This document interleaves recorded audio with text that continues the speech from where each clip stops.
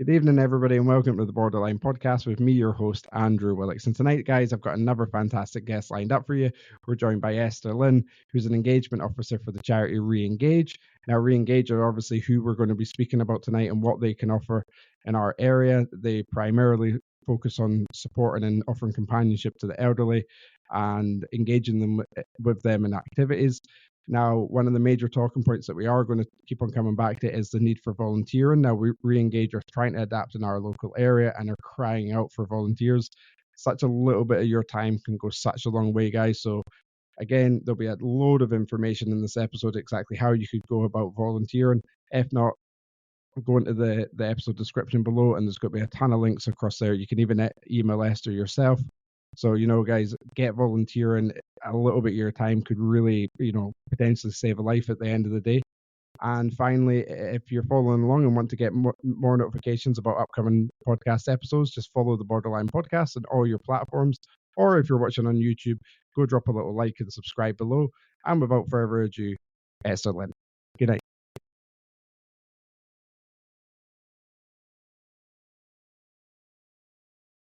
So, Esther, thank you so much for giving me up a little bit of your time today to come on the Borderline Podcast. How are you doing? I know you're a little bit nervous because it's your first podcast, but how are you? Doing well. I'm just excited to do my first podcast, I guess. Well, it's honestly, it's an honor to have you on doing your first podcast. As I say, there's nothing to be nervous about. I know it's a little bit nerve-wracking, but the importance of the message that we're going to get out today is surely going to circumvent that. So, I remember a couple of months ago, I was just going through my Facebook, and then I came across this little post on the IMO community notice board that grabbed my attention straight away, and that was you looking for volunteers to support the elderly for a charity called Re-Engage. Obviously, that's why we've crossed paths this morning. Who is Re-Engage? Yeah, well, great that you kind of came across that post. A lot of what I do is just putting Facebook posts out and hoping that people respond. My name's Esther. I'm the engagement officer for a charity called Re-Engage, and we are a charity supporting older people aged 75 and over facing social isolation and loneliness. And we do this through several different activities, different groups, and companionship service, all supported by our fantastic volunteers. We are a UK-wide charity, but my role kind of pertains to Scotland specifically. And last year we helped over 8,500 older people, and we were supported by over 9,000 volunteers. So we're growing, we're trying, and we're just honored to kind of be able to start working a bit in the borders, specifically IMEL, which is how we cross paths. Wow. So 8,500 companionships and 9,000 volunteers. That's impressive. So Yeah. how long has Re-Engage been a formed charity? Yeah, so we started up in 1965. Actually, we're technically older than the NHS. This is something we say, and it was started off by a man down in London who realised that one of his elderly neighbours, she hadn't been outside, she hadn't talked to anyone, and she didn't even have electricity. And he realised that sort of she was lonely but adjacent to him. And so he set up a group that really was just started off by having a conversation, and it grew from there. We have groups set up right across the country, and we're really just kind of on the basis of a good chat can mean the world. It can be a lifeline to somebody, and it doesn't need to be expensive. It doesn't need to be complicated. It can just be chat, really. Yeah, that's a lovely simplistic approach. Say a chat can save the world, which is so true. Yeah. So like I said at the start, I seen your post. It was looking for volunteers, and obviously 9,000 volunteers is a hell of a lot.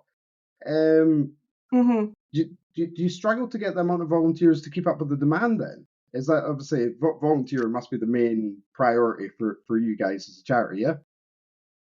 Yeah, absolutely. So our demographic that we support is over 75s. We're a little bit older than a lot of other older people charities.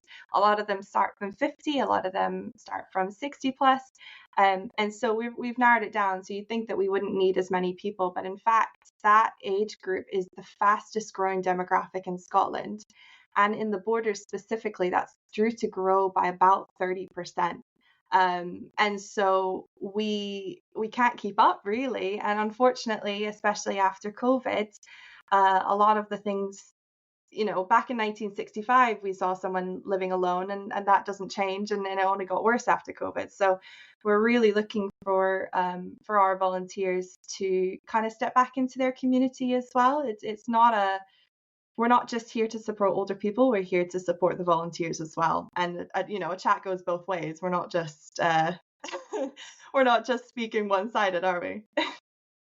No, no, no. That something that I just picked up there as well is obviously, yeah, the pandemic was hard for everybody, but for the Oh elderly, yeah. that must have been disastrous. Did this, I'm just thinking how to word this. Did the charity suffer all in the way that elderly might have been reluctant to get back into the community, to get back into companionships? Obviously, because COVID was a scary thing. Yeah. Yeah, Yeah. absolutely. So yeah. Oh, apologies. Sorry, So I no. guess with the, I think we crossed paths. I think the lapsing. There we go. I've just Do you want to ask the added a question marker, again? so I've just Okay, added a cool. marker, so I'll edit this bit out. Yeah. So obviously, COVID was a horrendous time for everybody, and more so for the elderly. When we talk about the isolation that they went through for such a long period of time. Was there any reluctance after COVID for the elderly to to re-engage with the community? Is that something that you noticed? Yeah, well, definitely. And so when COVID happened, we had people who were shielding and they were told not to leave their homes, and they were the first people told to not really go out. And then they were continued to told to be staying indoors. And then that kept going after sort of we went back to normality, whatever normality is. And so there are people who haven't left their homes in years. We're talking over 5 years, people haven't left their homes. And rightfully so, as you said, it's scary. If you've been told for 5 years not to go out, why would you change that? So where our role comes in as a charity is looking at how do we do this creatively. And actually, we started up a service called Companionship, which is just a telephone befriending service. There are a lot of befriending services out there, and they're all fantastic. But again, we kind of went back to our roots of how simple a conversation can be. So it's not goal orientated. It's not mentoring. It's literally just a conversation setting up. And that was able to take off because that's 30 minutes of a volunteer's time once a week, 30 minutes of an older person's time once a week. And it's somebody that's not their GP. It's someone that's not their family. It's someone who can just listen and literally chat about anything, what's on the footy or how the weather is or something like that. And then from that as well, we were able to start up our Rainbow Call Companionship service, which is an LGBTQ plus specific service. And that again is a telephone service. It's 30 minutes once a week with an older person and a volunteer. But it's specifically for somebody within the LGBTQ plus community and an older person in the LGBTQ plus community, which is unfortunately lacking in a lot of services. I think people think that once you turn 50, sort of your sexuality and your romance just gone. But in reality, we're all going to go old one day, and we're all going to have these feelings that we still have now, and we all just want to chat. Really, I'll keep repeating that. We all just want to chat. Well, ironically, it's exactly what we're doing. Exactly. It's that's amazing. Sorry, I've done a little bit of research on your website before the thing. I totally missed that, so that was really refreshing to hear. So obviously, yeah, Yeah. you offer a lot of activity groups. What kind of activities as well, other than the 30-minute calls, could re-engage offer? Yes, so our core services, as we call them, are tea parties and activity groups. So our activity groups are the things that we're launching in iMouth, and hence my social media post. And these are really anything anyone wants them to be. What we do is we come in as a charity and we facilitate a group. So we sort the admin, we sort the venue, We sort the refreshments. And we just kind of enable a space for people to come together. So if somebody one day comes in and decides, oh, do you know what? I'd love to do some singing today, then the group does singing. It's really a community group. We used to be called Contact the Elderly, and we rebranded into Reengage, which is the name we are known now. And that really is kind of something we want to take forwards. We're re-engaging with the community. We're just giving people the resources to do so. So yeah, the activity can be absolutely anything. The iMouth group has yet to have an activity decided. So we're still kind of listening to people, seeing where that goes.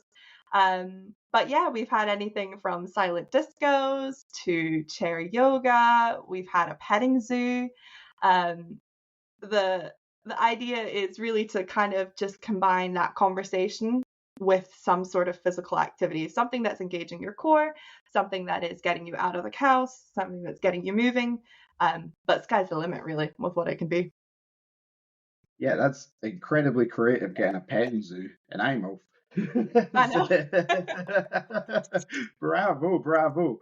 So, just while we're on the topic locally, did you have much success? Just going back to your original post when we first met and started talking, and did you get much volunteers coming out of IMO? Yeah, we've had a few. I think the difficulty is that things just take a wee bit longer than I think we expect them to take. But yeah, we got a couple of fantastic volunteers, and we're also pairing up with the Splash Brunch Hub. I don't know if you know it, the one in IMouth Community Centre. And we're kind of working with other community groups to introduce people to new activities, but also not make sure that we're taking away volunteers, because volunteering is time, and yeah, we don't want to kind of spread people thin. That's the idea. But in iMouth especially, the response in terms of, oh, I'll share it, oh, I'll talk about it, has been phenomenal. I think there's a real want and a real need. And to be honest, this is everywhere we go. I think it's very hard to disagree with a group for the community. So yeah, even if people aren't able to give their time, they're sharing it on their Facebook, they're talking about it with their friends, and just kind of getting the word out, really. Yeah, 100%. It's lovely, and like I say, we do have quite a large elderly community for being such a small little town as well. So that's really refreshing that we are getting some volunteers. Just to kind of pan over it again, just how important are the likes of these activity groups or these half an hour chats? Just how vital are they to elderly people that are maybe suffering from a little bit of loneliness? Mm-hmm. Oh, completely. So last year there were 30 million. Now, bear in mind, this is across the UK. There were 30 million visits to a GP related to something that was to do with loneliness. And that's just going to a GP. That's people who have managed to get an appointment, have managed to go in front of their GP and just want to talk about being lonely.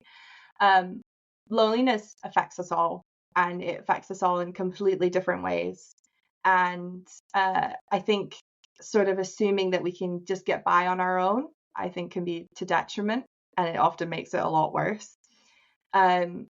Putting on groups like activity groups or our telephone conversations or our tea parties, which is again cup of tea and a conversation, it just gives people the space to take that first step without it being complicated.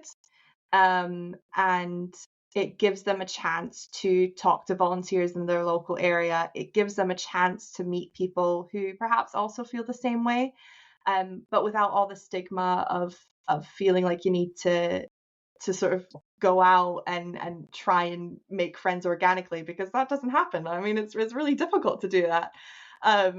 So if the only person that you're speaking to once a week is your cleaner that comes in, how could we not put on a group, really? And I'm really honored to work for a charity that just recognizes how simple an act can be, but how life-changing it can be. Yeah, totally agree with you. Do you ever, now I might be stereotyping a little bit too far here, but I certainly always think of the older generations kind of being a bit more standoffish approach that, kind of chest out and a big deep breath. Is there a little bit of standoffness, so to speak, from the elderly to get engaged into these? Is that because that must be quite a big step for them to commit to coming to the likes of activity group if it is a little bit different? Yeah, I mean, I think it varies. I think the standoffness perhaps comes with the territory of loneliness. I think that if someone came up to me in the street and said, "Are you lonely?" I think even if I was, or I don't know, we all have those days. You wouldn't really want to kind of express that, would you? It's quite a vulnerable thing to talk about. Um, and so perhaps there is a little bit, but I think that because we kind of give these groups as an idea of getting back into the community rather than, oh, we're coming in to help you, because that's very condescending, that's very patronizing. Um, we really are just kind of facilitating that step back into the community. We're introducing people to community groups that perhaps they didn't know what was going on. We're the volunteers and the older people, yes, we're labeling one person as an older person, one person as a volunteer, but they're really kind of getting the same thing out of it. And I think that's kind of how we're able to navigate that difficult conversation, navigate that protectiveness over feeling loneliness. Because we're saying, look, we're community, our volunteers are lonely too, and you're giving them an opportunity to chat to somebody. Uh, so yeah, I think that's probably how we navigate that. Yeah, yeah, and that was going to draw straight into my next question: is how rewarding must it be for the volunteers? Like you say, it must be a little bit nerve wracking for them as well, phoning people up that they don't know. That's Mhm, obviously mhm. incredibly rewardful, but just how rewardful is the sort of feedback that you get from your volunteers? Oh, completely. I mean, I think the statistic is most of our volunteers stay with our service for 5 years minimum. We've had tea parties running with the same group of volunteers for over 30 years. Uh, even once they themselves have passed over that 75 mark, because they just love the group so much. Um, because it isn't, oh, I'm giving you a service and aren't you lucky to have this service? It's, oh, I'm going to sit down and have a conversation with you about, a football game that happened 40 years ago that perhaps I don't remember, but you remember. Yeah, they kind of, the feedback we get from our volunteers is that they almost feel that the service is for them rather than for older people, really. They feel a bit guilty sometimes. They're like, I feel like we're getting more out of this. Um, and yeah, they are honestly, our volunteers are phenomenal. And we're very lucky to have them. And I think it's just the fact that they're staying for that amount of time, I think it's just testament to kind of how the service works. Yeah, like I say, incredibly rewarding and just a beautiful service. Now, when I did go onto your website and I was doing a little bit Mm, of research, the first thing that hit me straight on was a little story on there, and it was about fraud. And somebody had lost mm, £15,000 in savings. And I yeah. know we know it exists, but just how common is that, particularly with the elderly as well? Yeah, I think unfortunately people monopolized on a situation of vulnerability. I think changing the way we kind of talk about it, it's not necessarily older people themselves that are vulnerable. I think it's that they are in vulnerable situations and people take advantage of that. So for instance, say you go into hospital for an operation, and you're in hospital for a certain amount of weeks, certain amount of months, and you come back home and you're suddenly trying to get back into your routine, and you're not, you pick up a phone and you're like, oh, I'm not quite sure who this is, and then you get caught into that conversation. That's a vulnerable situation.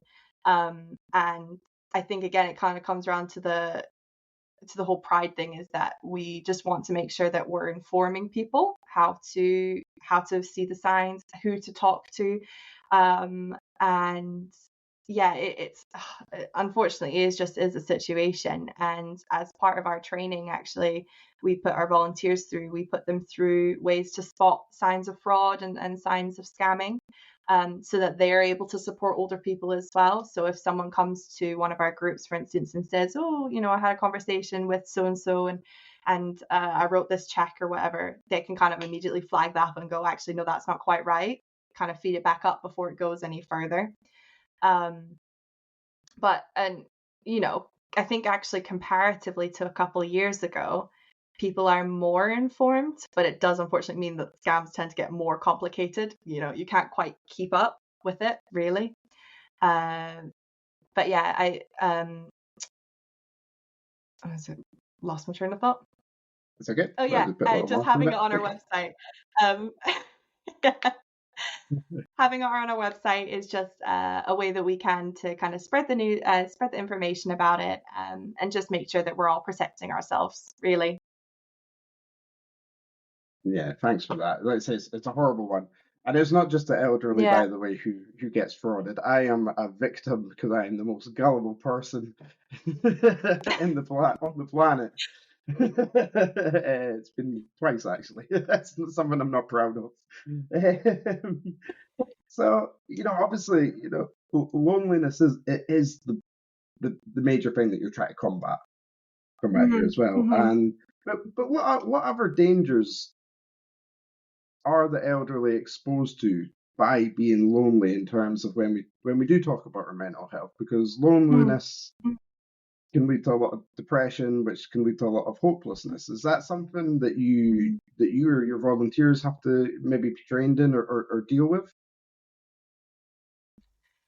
Yeah, so I mean, loneliness actually has a physical effect, and we know this, we've seen this. It reduces your lifespan because of the toll it takes on yourself. And if we look back to kind of people who've been shielding for 5 years, for instance, um, you may think, well, what's the point then? I've been inside for 5 years.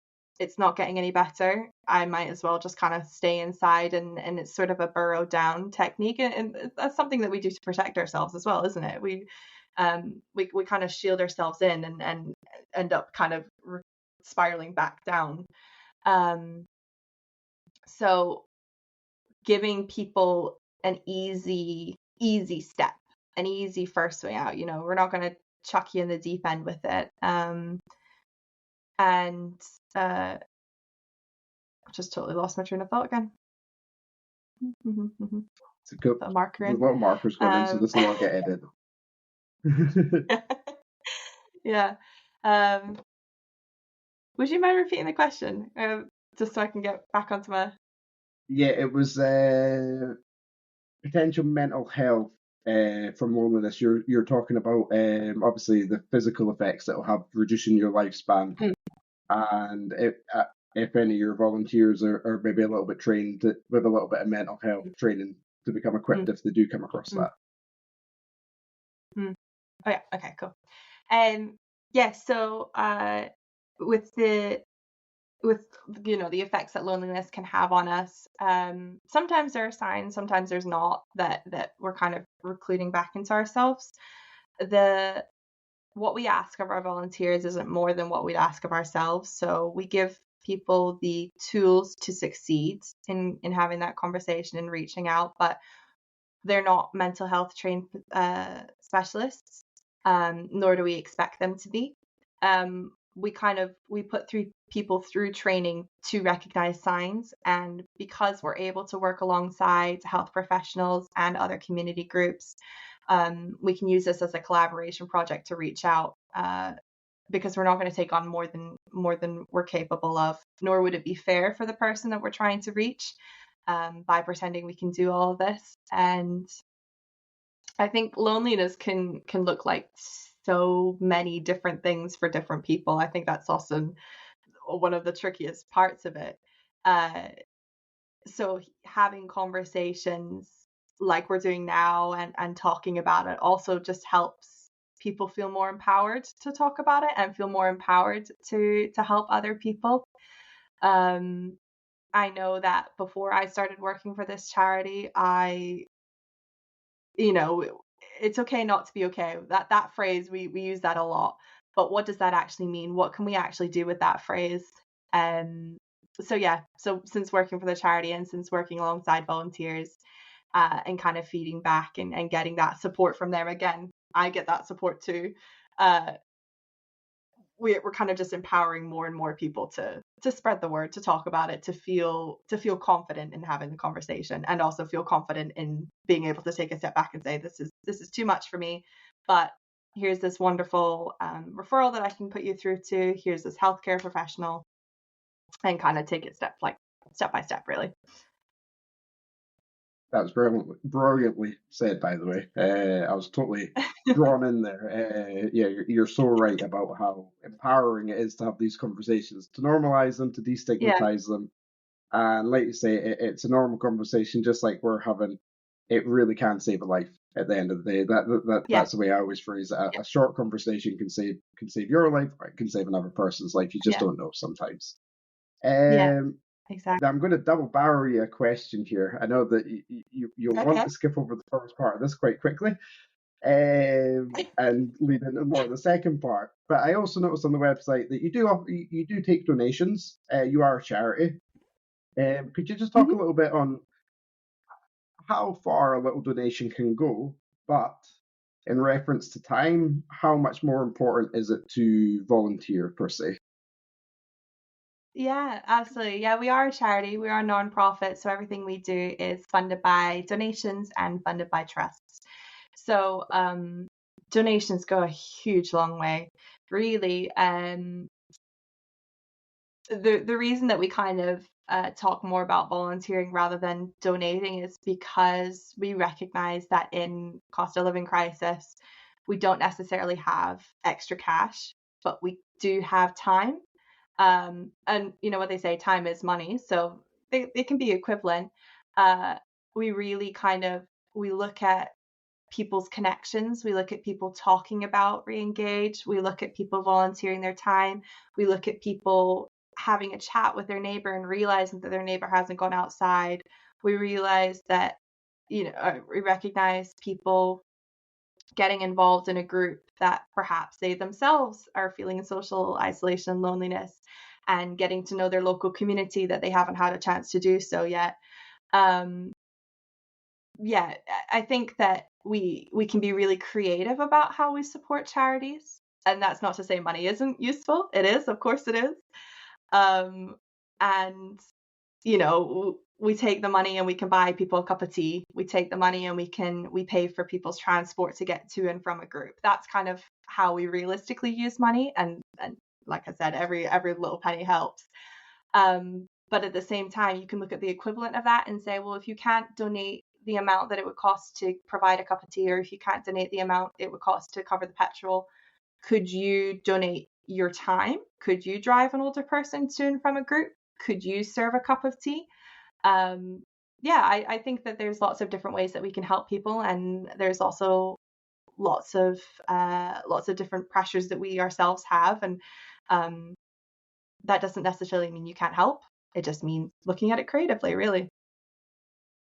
Yeah, I love the way that you keep on saying creatively as well, because it's so true, and it's so true to the charity, to yourself. It's brilliant. Like I say, it's so refreshing. Now I know we kind of touched on mental health just on the question before, but I'm just going to pan back into that just for a little bit. Is that again, not to stereotype, but when we talk about mental health, we talk about how it's a much more open subject now than what it was, say, even 20 years ago. But if we were to go back a little bit further, maybe into the 1980s, 1990s, it really wasn't a spoken about subject whatsoever. No. And does that materialize at all with some of the elderly that they deal with, that just say per se your volunteers have identified that perhaps this person's suffering from, let's say, loneliness, they seem a little bit depressed. Is it a tougher nut to crack with the elderly in talking about their mental health? Yeah, I would say that there was certainly a culture of kind of get on with it, and that definitely, carries on how that's if that's how you were raised, why on earth would you change now? Um, the people that we look to serve and we look to reach are not only older people, but lonely older people. So we're looking at loneliness of the lonely. We're looking at the people that are so difficult to reach. So part of my job and part of the job of the charity is how do we reach out to people who don't want to talk about it? Um, and it kind of just comes down to the right person having the right conversation with them, unfortunately. uh, we just have to hope that a flyer passes their hands, or their granddaughter is talking about something that they were doing at school and there's a group going on and they go, oh, actually that would be quite nice. And especially we kind of, if we look at our Rainbow Call companionship service, I think that really exemplifies the problem.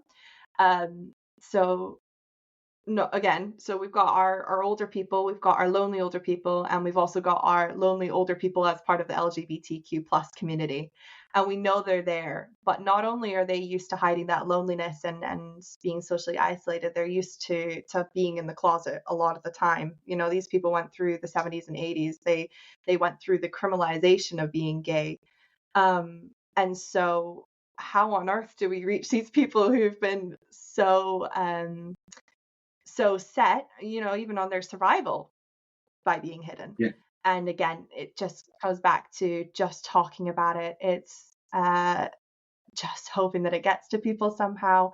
And I think, again, going kind of looping all the way back again, it's destigmatizing it. I think it's recognizing that a lot of the time you're not going to say I'm lonely, are you? That phrase is probably not going to be used. It's going to be picking up, kind of reading between the lines of, oh, well, what did you get up to this week? Oh, I went to the GP, or oh, I went grocery shopping, and then kind of it trails off there and you realize, oh, maybe they haven't talked to anyone else. And kind of cross-referring, mutually signposting, talking about it, being comfortable as well in admitting your own vulnerability. I always kind of like to go into these things and say, I'm not coming up from here and saying, oh, I've never been lonely. Of course I've been lonely. But here's how I can help myself. Here's how we can talk about it. It's not something that's one and done as well. You're not lonely once in your life and then you're no longer lonely. It comes in waves, doesn't it? So just opening up that conversation, but recognizing the cultural reasons as to why people don't want to talk about it, and kind of meeting them in their own language, really. Yeah, that's so well put. Thanks for that. Perfectly answered question. It really was.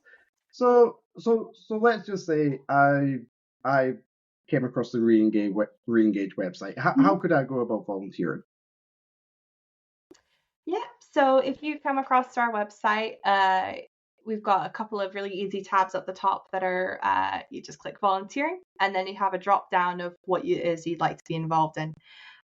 We have services and groups right across the country, but we also have our remote services, like I talked about, the Call Companionship and the Rainbow Call Companionship. You can also kind of get in contact with me. My name's Esther again, Esther Lynne, hi. And I can talk you through different ways to get involved. It really is as simple as putting an application form in. It takes 5 minutes. It asks you your name, it asks for where you live, and it asks for which services you'd like to get involved in. And each of those services on our website kind of have a further explanation of what we ask of you. And then from there, you're supported by our fantastic support and delivery team. And they kind of talk you through what volunteering looks like with us, how you're supported, and kind of open up that dialogue between it as well. So if something comes up, like we're talking about, where you feel that perhaps someone needs some help, or you feel yourself you're out of your depth, it has that conversation going with our support team, and you can say, look, I need some help with this, and then we can come in and help you out with the situation. We are desperately looking for volunteers for our group in Eyemouth and for our groups across the borders. But again, the wider country, we have unfortunately a growing waiting list, as does a lot of services in the UK just now. And so we're just looking to how we can help people and how we can make sure that for the people that have taken the step to say, look, I'd like some help from the charity, that we're not then having them sit on a waiting list even further. We want to obviously keep them engaged, keep them as a part of our community, and back into their own community as well. Yeah, so I'm a get volunteering. You heard it here twice. But it's true though. I mean, we come back to the start of the episode. And just to go over a couple of points. Volunteering doesn't need to be hours and hours and hours on end every week. It can be as simple as a half an hour phone call. I mean, it's what can work for your volunteers as well, right? Oh, absolutely. I think you in a time when we're all working full time, we don't have as much free time as perhaps we ever used to. It's looking at kind of what you can accommodate in your time. So we've got everything. We've got our 30-minute weekly conversation. That's the remote telephone call. But then we also have our groups, which are an hour once a month. Or we even have our roles, which means that you hold your own tea party, which is really just a fancy way of saying you have people around for a cup of tea. And that can be once or twice a year. So it's we've got a whole spectrum of time and energy. We also have a couple of kind of remote organizing roles. So we call them group coordinators. Those are the people that kind of let us know that if you need a driver one week, or if you need if an older person needs a phone call, they kind of do the more administrative tasks. So that could be even less time consuming in terms of it's at a certain time every month, but it's something you can do in between jobs or after work or whatever. So yeah, it really just depends on your own availability, your own flexibility, really. We also talk a lot about how we're looking for different volunteers. I think a lot of the time we assume volunteering can be for people that are retired, but that's not true at all. We have actually a fantastic collaboration project going right on with the Borders College, and it's getting younger people involved with volunteering. And again, it's that whole idea of bringing generations together, bringing people together that perhaps wouldn't necessarily organically cross paths. So yeah, we're just looking for people that have different skills, different ideas, being creative again, love that word. And yeah, making it a group that suits the person and suits the community, because if you go in with a one size fits all, you're absolutely not going to reach who you're trying to reach. Unfortunately, that's just the case of it. Yeah. Totally agree. Yeah, again, and finally, I guess my final question, which might encapsulate everything that we've talked about again, but why should the elderly re-engage? That is a good question, and a good final kind of round off, putting a full stop on it all. I think so. When we rebranded, we changed from Contact the Elderly to Re-engage. It's because we recognize the shift in how we think about older people. You don't stop being a part of the community when you get old. You still have a lot of time, a lot of experience. You've been working your entire life, you've been interacting with all these different people. Why on earth would you stop doing that now? And why on earth would we assume that you don't want to? So we put that opportunity out for people to have conversations, to meet other local community groups, to meet other older people, because sometimes they wouldn't have an opportunity to do so.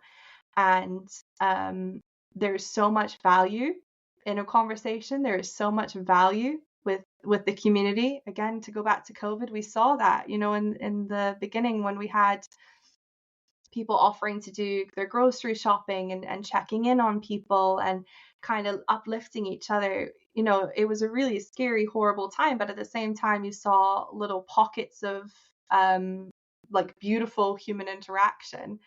And so that doesn't necessarily need to be kept to that time. That can keep going. That can be something that we install as a community, and it's something that we can look at being a community of all ages, of all diversity, of all backgrounds, of all experience. And yeah, the community isn't just the few that are allowed, it's everyone in it. So allowing people to have a voice, allowing people to have a seat at the table for things that they care about, for things that matter. Yeah, that's why people should re-engage. That's why volunteers should re-engage. That's why older people should re-engage. That's why I should re-engage. That's why you should re-engage. Just everyone. Brilliant. Thank you so much for that. This has been a right refreshing, uplifting, creative conversation as well. I've really enjoyed this one because it's so important to not only talk about on the podcast mental health, but talk about such the easier access of mental health. I think it's when we look at mental health in terms of just going to the GP per se, it's a long drawn out process. But essentially, what you guys are doing is you're encapsulating that and the difficulties that come with that, and just shrinking it into a nice little small manageable time frame for people to manage with their lives as well. And that's what I find so beautiful about what you guys are doing. You know, I really do respect it. And I will say now that if anybody listening to this wants to go across and learn a little bit more about re-engaging, please go and volunteer if you've got a little bit of time. If this sort of conversation is aligned to you and you think that you could help somebody, you want to help somebody, you'll also be helping yourself massively at the same time. And yeah, just thank you so much, Esther, for coming on and giving me some of your time today to talk a little bit about the charity. I've really, really, really enjoyed this one. Oh, thank you, Andrew, so much. Yeah, it's just nice to have a space to talk about it. And yeah, and like you said, being able to kind of just take things back to the base, take things back to the foundation, and look at how we can be positive about it, but you know, destigmatize. Yeah, brilliant. Well, thank you so much once again. And guys, to anybody listening, if you are wanting to go across to re-engage, the website will be linked into the bottom of the description. Like Esther says, give her a message if you're wanting to volunteer, especially in our little community around Nanaimo. We'll probably end up sticking a couple of posts with cool little trailers from this episode across on the Nanaimo community board later on today or tomorrow, so you guys can get up to date with everything. And I hope you guys have enjoyed this episode as well. So thank you once again, Esther. This has been a really privilege, and thank you for letting me host your very first podcast as well. You've done amazing, by the way. Let's not bravo.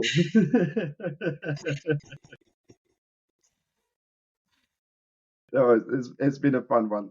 So, guys, that's just about it for this one. From Esther from Reengage and from Andrew here on the Borderline podcast, I hope you have a wonderful evening. Good night.